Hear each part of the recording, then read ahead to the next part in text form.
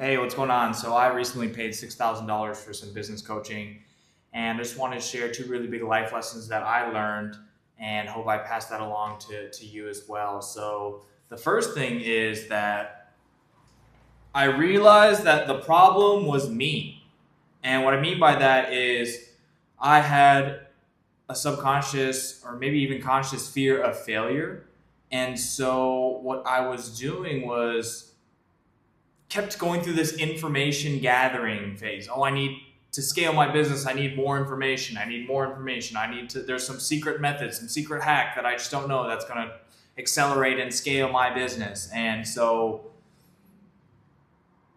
what I realized is that that was almost the a way for me to protect myself by getting the coaching, where it was saying, oh, if I have my business and I get this coaching, and if it doesn't work out, oh, it was the coaching, it wasn't me.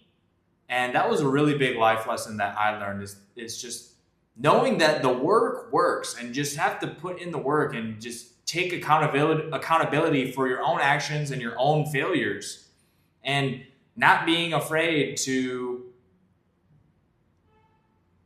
make mistakes, and not knowing that it might not work out. And it's really funny because it's like I have I was hesitant to spend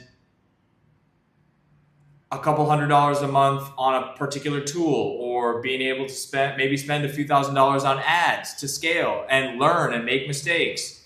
So I was hesitant to do that, but I spent $6,000 on some business coaching and had no problem doing that. And I think it because it relates to, oh, I can just blame the coaching. But if I lose thousands of dollars on ads, then I was the problem. I made the mistakes, and that was me protecting myself. So I think it's just really important to understand what you do, what your ego does, what you subconsciously do to do things that protect you from failure or whatever you're scared about or insecure about. And the second thing is that you have this internal compass, this intuition, your guidance, and I didn't listen to it, and I ended up in a position, in a place that I wish I wasn't. So let me give you an example is that when I was doing this AI automation agency, and I was doing this fitness coaching, and I was doing these two different things, and the business coach just he didn't actually tell me that what to do, but I decided to go with pursue more, go into the fitness coaching, even though in my heart of hearts, in my internal guidance, I kept saying in my brain, AI, AI, AI, AI, AI. And so it was this. Tony Robbins talks a lot about this push versus pull, and you can almost feel like when you're working towards something or you're doing something that doesn't feel aligned. Oh man, I kind of hate that word, but with the fitness coaching, it just felt like I was pushing, pushing, pushing, pushing, pushing. And with the AI stuff, it really feels like pull, pull, pull, where it's like I want to do it. I want to get better. I want to just spend time with it. And so, man, is my camera acting up again? It is. Well, whatever. Whatever. I don't care. So it makes it like, I don't know why. It just makes it a little foggy. It's like making it foggy and shit. Okay. Anyways, where was I? So it really taught me the difference between push versus pull. So if you're encountering that in your own life, where it really feels like you're just swimming upstream, take a second to reflect on that. And that's something that I wish I had spent more time really thinking about, that push versus pull. And yeah, and it's just, there's a really good quote by Naval Ravikant. He says, if you can't decide, the answer is no. And so when I was like, AI fitness coaching, that I couldn't decide. And so the answer was really no.